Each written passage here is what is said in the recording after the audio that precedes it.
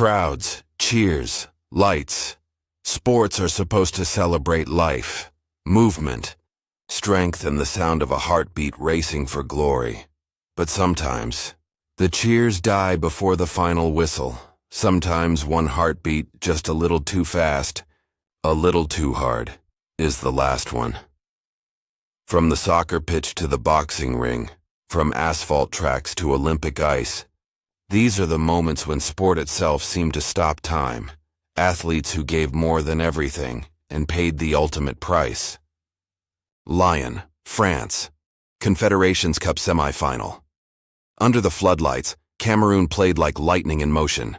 The 72nd minute, a quick transition, then suddenly, Foé collapsed. At first, silence in the stands, then confusion. No foul, no contact. His teammates screamed his name, Marc, but he didn't move. His heart had stopped. He was only 28, at the peak of his career. Medical staff worked on him for 10 minutes, live on global broadcast. The announcement came shortly after. He couldn't be saved. Years later, doctors traced it to hypertrophic cardiomyopathy, an undetected heart condition that silently stalks athletes. For the first time in FIFA history, players wore black armbands mid-tournament. Defibrillators became mandatory in every stadium. The whistle that day was never blown. Time simply moved on without him. Some hearts don't win the game. They save it for everyone else. A legend in motion. Imola, San Marino Grand Prix. A cool spring day. Just a day earlier, another driver had died on the same track. Senna, the three-time world champion, looked worn yet fearless. As he fastened his helmet, he whispered, "Winners always start with fear." The corner that waited. 7th lap, 130 mph. At the Tamburello curve, the steering column snapped. The car flew straight into the wall. Cameras kept rolling. First dust, then silence, then a still helmet tilted in the cockpit. The pit crew ran. He never moved. A steering rod had pierced his helmet. A second that saved thousands. Just hours before, Senna had warned officials about safety flaws. After his death, Formula One changed forever. Reinforced cockpits, larger runoff zones, the hands-neck support, new design standards. He didn't just die chasing speed. He forced the sport to slow down and protect those who would follow. He's still out there, taking every corner in the sky. The fight of a lifetime. Las Vegas, bright under desert heat. South Korea's Duk Koo Kim smiled nervously before stepping into the ring with American champion Ray Mancini. He muttered a single line, "My mother is watching." The unstoppable exchange. Round after round, they punished each other. By the 13th, the commentator whispered, "This isn't boxing anymore." In the 14th, Kim collapsed.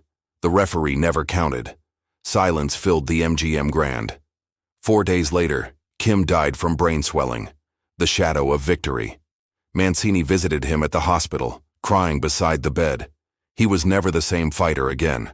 Later, the referee and Mancini's manager took their own lives out of guilt. Boxing responded. Title fights were shortened from 15 rounds to 12. Sometimes the road to victory ends on a headstone. The Golden Boy. Sepang, Malaysia. 24 years old, curly-haired, full of life. Marco Simoncelli was MotoGP's smiling daredevil, the next big champion. As the race began, he pushed hard, Rossi and Edwards just behind him. The instant that took him. Lap 11. His bike wobbled. He lost control, crashed, but tried to straighten up, just as the two riders behind struck him. His helmet came off. The crowd froze. Even before Valentino Rossi's tears, everyone knew. The legacy of safety.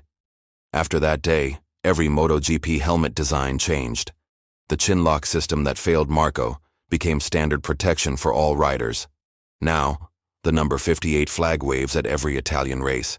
Speed slowed for a second, but his memory never did. Dream of the Olympics, Vancouver Winter Games. Georgi Kumaritashvili's son, Nodar, 23 years old, sent a message to his father before practice.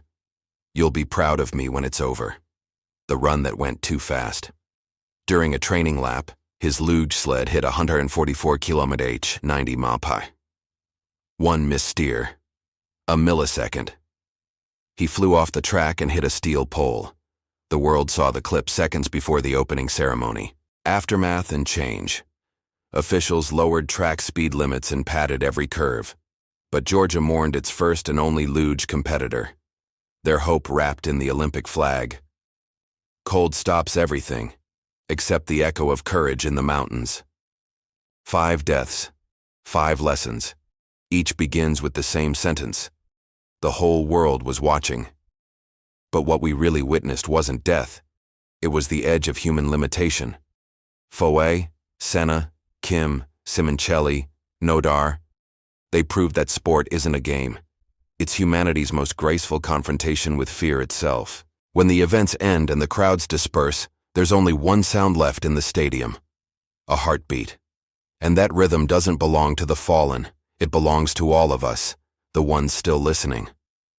Some champions win trophies, some rewrite the rules, and some only live for a single moment. But that moment changes the world. Fade to black. The lights go out. A heartbeat echoes, then stops. Silence.